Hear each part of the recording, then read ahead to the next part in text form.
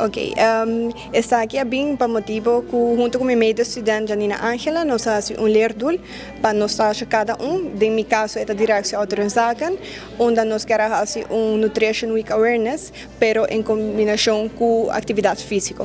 Nós chegamos na ideia de fazer workshop para diferentes diretores ou representantes de casa de cuido junto com algum cliente da fundação para nossa comunidade, onde diferentes oradores bem entonar o papel de importância de comida, nutrição e atividade físico.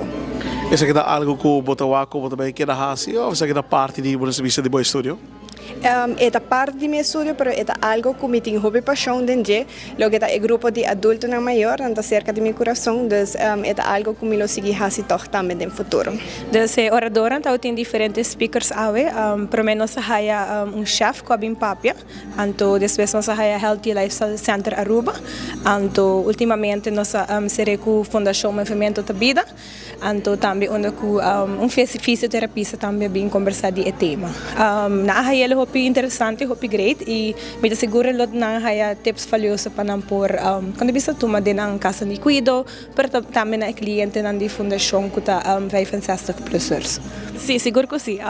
Maneira mabisa mita pessoa também apaixonada com adulto na maior e mita seguro que sempre nós quer que bem com workshop na novo, workshop na interessante para pessoa na adulto maior e também diferentes doelgroepen.